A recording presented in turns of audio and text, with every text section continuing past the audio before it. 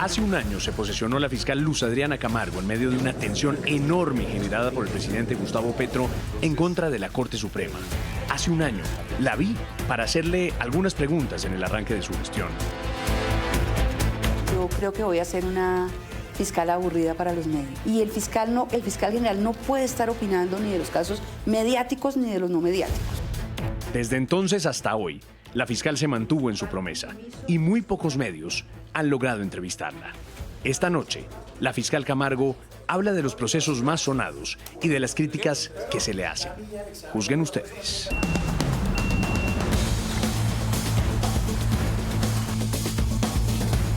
Señora fiscal. Hola, José Manuel. ¿Cómo anda usted? Un gusto tenerlo por acá. Gracias por recibirnos en su despacho, en el despacho de la Fiscal General de la Nación. Entre otras cosas le cuento, en este despacho he hecho varias entrevistas a sus antecesores. Yo quiero preguntarle, un año después, ¿qué ha cambiado aquí en esta oficina? No ha cambiado mucho. Ajá. Era otra promesa. Sí. Y es no hacer una remodelación del despacho. Cambiamos las luces. Pusimos esa pantalla que usted ve ahí. Sí, correcto. Esa pantalla es un tablero que nos sirve porque la mayoría del trabajo lo realizamos aquí. Pensé que me iba a decir que eso era para ver RCN, alguna cosa así. RCN lo veo allá, al otro lado. Eso está bien, muy bien. Pero ahí trabaja. Aquí trabajamos y trabajamos la mayoría del tiempo acá. Yo trabajo la mayor parte del tiempo en equipo, con mi gente. Y este despacho se volvió un despacho muy frecuentado. Es muy común que vengan no solo directivos, vienen fiscales, vienen investigadores.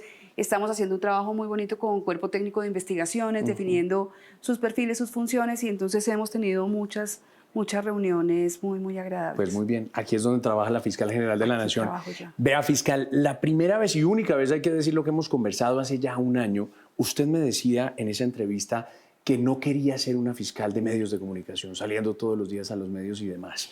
Y le quiero decir que ha honrado la promesa, porque qué difícil es conversar con usted. ¿Pero eso ha sido bueno o malo? Al interior de la entidad yo creo que ha sido muy bueno, porque ha permitido que se visibilice el trabajo de los fiscales y que se conozca donde a mí me interesa que se conozca, que es en las audiencias públicas. El silencio del que se me acusa a mí no es un silencio de la fiscalía, sino de la fiscal. En realidad, si usted mira, nosotros todas las mañanas le entregamos a quienes nos acompañan de los medios de comunicación que volvieron a llegar acá y a las diferentes sedes, les entregamos un boletín de noticias. ¿Qué es lo más duro de haber sido fiscal en este año y lo más satisfactorio? Es muy duro ponerle cara a las víctimas, a esas víctimas a las que no solo se les ha negado justicia, que en la mayoría de los casos hacen parte de procesos que llevan décadas, pero que son personas que tampoco han sido escuchadas. Pero a la vez, ¿y lo más satisfactorio? Exactamente, eso le iba a decir. A la vez, eso que hemos vivido con las víctimas de derechos humanos ha sido lo más duro en lo emocional, pero ha sido lo más satisfactorio en lo estratégico, en la planeación. Porque en este año hemos logrado identificar no solo la ruta, esa ruta de atención que nos permite resignificar el carácter de las víctimas y que está en sintonía con uno de nuestros pilares, que es el de fortalecimiento de las rutas de atención a víctimas, sino también nos ha permitido encontrar en otros escenarios más difíciles el camino y el método que permita dar satisfacción a sus requerimientos. Lo invito a que siga mi oficina. Hágale, fiscal, y la vamos conociendo todos los colombianos.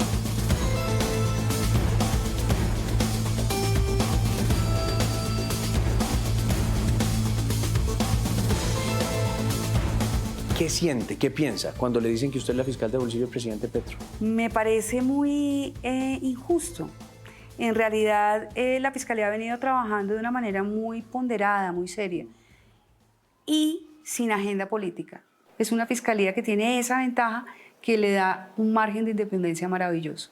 Ahora, hay casos concretos por los cuales me debo referir. ¿Y sabe qué, además, fiscal? Son los casos que comenta la gente, las opiniones que tienen en las redes sociales o en la calle, que le dicen a uno, oiga, sería chévere que le preguntaran a la fiscal por esto o por aquello.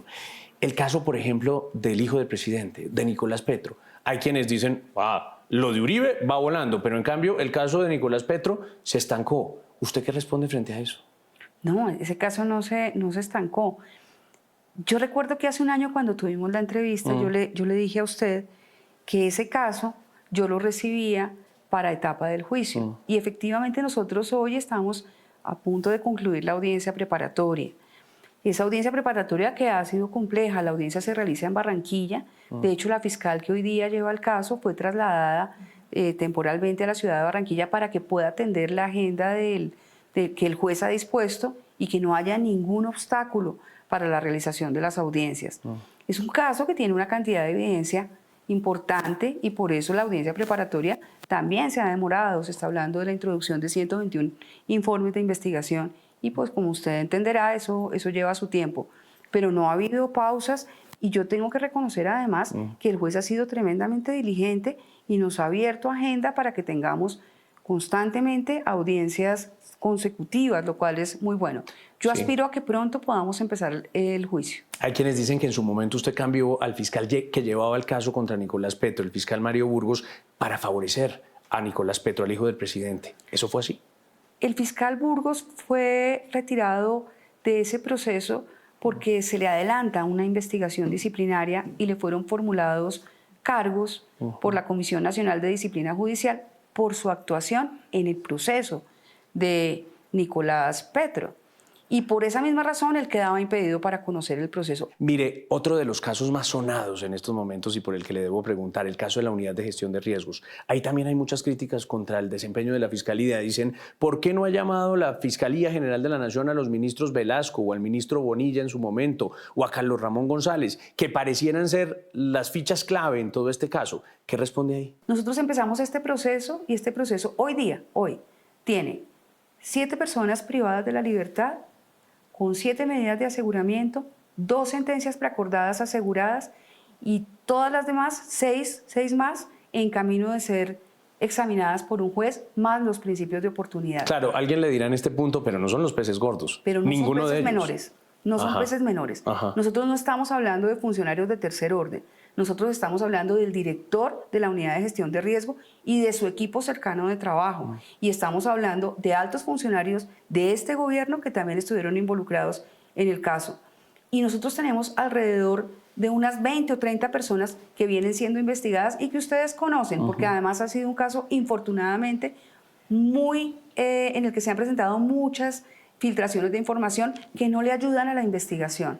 Lo que yo quiero dar la tranquilidad es que nosotros a lo que nos dedicamos es a hacer investigaciones serias. Sí, le entiendo que los altos funcionarios del gobierno mencionados en este caso no se pongan tan cómodos, porque de todas maneras siguen allí siendo eventuales sujetos de investigación.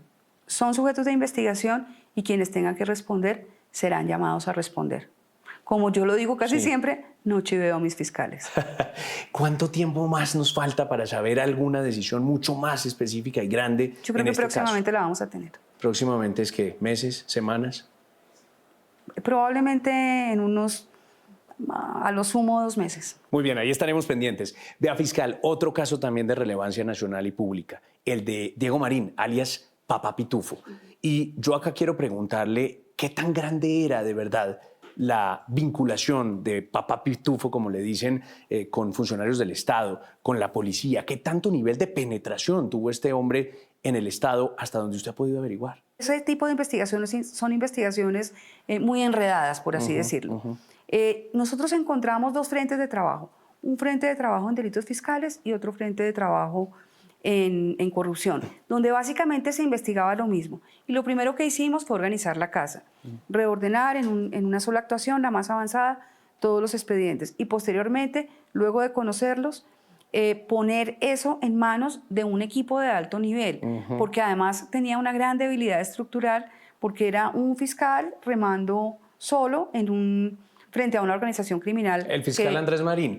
A muchos nos llamó la atención eso, fiscal, porque el fiscal, para bien o para mal, llevaba por lo menos 4 años o más investigando este caso, juntando piezas, y de repente un día el propio fiscal dice en una audiencia, les quiero informar que me relevaron como fiscal de este caso. ¿Qué pasó ahí? Era una investigación que llevaba varios años y que no tenía una sola imputación. Y exactamente en el proceso de ordenar la casa, lo que encontramos fue que el proceso que iba adelantado era el de la unidad, el de la Dirección Nacional Anticorrupción. Y por eso es que los unificamos en la Dirección Nacional Anticorrupción. Pero ese evento que usted menciona del fiscal en una audiencia pública se presentó luego que nosotros habíamos reordenado el proceso en la Dirección Nacional Anticorrupción. Él entregó una parte de la investigación, pero se reservó otra.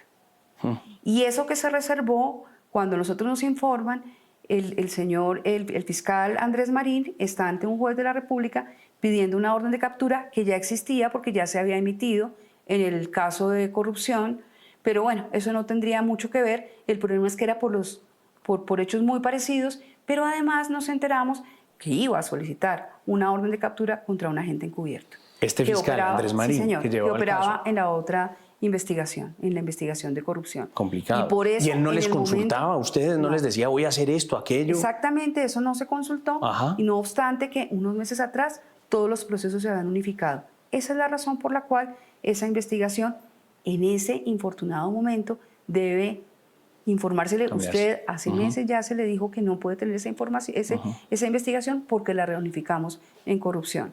Es un problema complejo. Además, yo tengo que decir que ahí ha habido problemas de filtración de información reservada y que por esas circunstancias hay una investigación que cursa contra el fiscal Andrés Marín. Delicado esto que nos cuenta. Mire, pero ¿hasta dónde va a llegar esta investigación? ¿Qué tan lejos va en este punto? Infortunadamente, involucra a funcionarios de la Policía Fiscal Aduanera. Sí hay al menos algunos generales señalados. No hay generales activos señalados de hacer parte de esa red.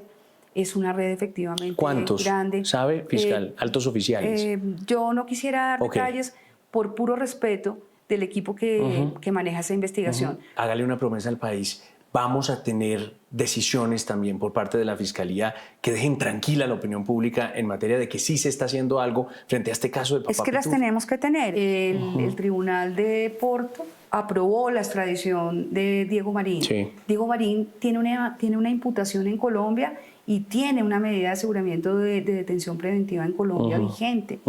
Y estamos pendientes de esa extradición para seguir un proceso de judicialización contra él. Nosotros hemos seguido trabajando en la investigación y hemos fortalecido varias líneas de investigación. Y nosotros lo que quisiéramos es poder presentar al país un trabajo serio. ¿Usted cree que van a mandar efectivamente pronto a Diego Marín, a Papá Pitufo? Yo esperaría que eso no tenga una demora de unos más de 6 meses. Mire, fiscal, a propósito de este tema surgió un cruce de versiones también entre el ministro de Comercio, le consta a usted, y Roy Barreras, el embajador ante el Reino Unido. Correcto. Y unos y otros se acusan o se defienden alrededor de nombramientos que en su momento el director de la DEAN, Luis Carlos Reyes, se le sugería hacer en puertos tan importantes como el de Buenaventura. Y recuerdo que ahí usted salió con una frase que generó mucha polémica. Recomendar per se no es un delito, o hacer una recomendación no es un delito. Y parecía que usted estuviera excusando anticipadamente a los funcionarios que estuvieran incursos en algún tipo de conducta de esa naturaleza. ¿Se arrepiente de haber dicho eso? No, yo no me arrepiento. No me arrepiento porque lo que yo creo es que uno debe hablar claro. Nosotros recibimos un cuadro Excel, efectivamente, donde aparecían unos integrantes del Congreso que, dicho sea de paso, no son investigados por la Fiscalía, sino por la Corte sino Suprema. lo son por la Corte Suprema de Justicia, que habrían recomendado a una serie de personas para cargos, efectivamente, como usted lo menciona y como lo dijo el doctor Reyes, en puestos de la DIAN. Y eso en principio no es un delito. Recomendar, yo me ratifico, recomendar no es un delito. Y no tiene un tinte político lo que yo digo, tiene un tinte jurídico. Para que eso fuese un delito, que debería ser un tráfico de influencias, tiene que tener muchos otros elementos. Tiene que tener un elemento que es que la persona utilice, que tenga poder sobre a quien le está haciendo la petición y que quiera obtener un beneficio. Y nada de eso estaba en ese listado. Nada de eso estaba en ese listado y nada de eso le corresponde investigarlo a la Fiscalía.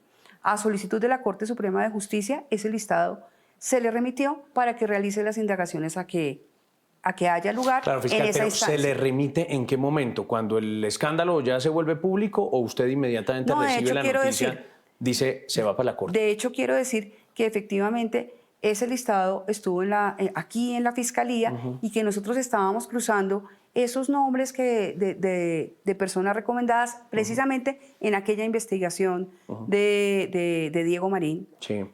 Estábamos cruzando y trabajamos algunos de esos nombres ahí.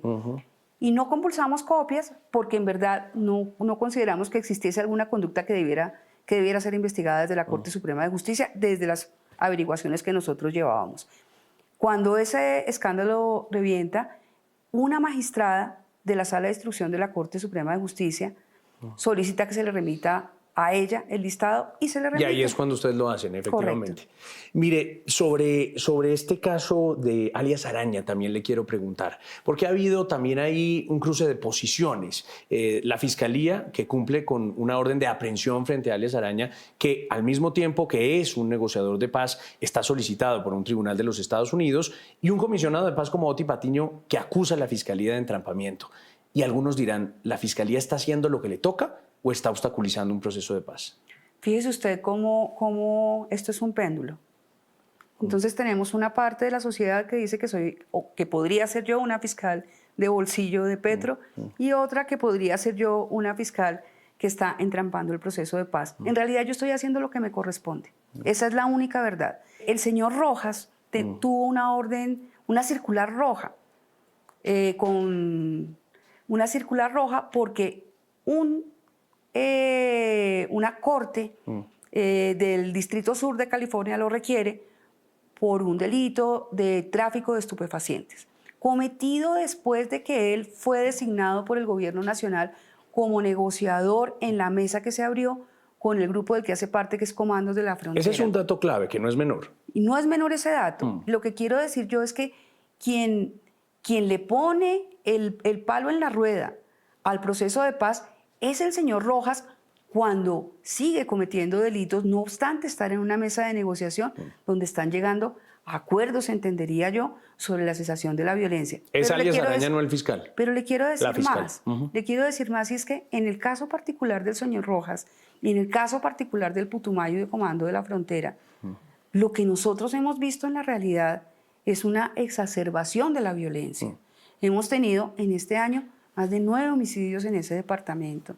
Y yo creo que la Fiscalía ahí en ese tema actuó con mucha firmeza, como lo había hecho antes, cuando se levantó la suspensión de las órdenes de captura de quienes hacían parte de la mesa de negociación del Ejército de Liberación Nacional tras los hechos lamentables del 16 de enero, cuando se presentó este desplazamiento, estos homicidios en personas protegidas en la región del Catatumbo. Mire, esto me lleva a preguntarle cómo está la relación con Estados Unidos de la Fiscalía General de la Nación, que históricamente la Fiscalía y Estados Unidos han trabajado ya en procesos grandísimos, en casos grandes. La relación está muy bien con ellos, y está también muy bien con los países de la Unión Europea, con quienes mantenemos buena relación, con nuestros aliados de la IAMP, que es la Asociación de Ministerios Públicos.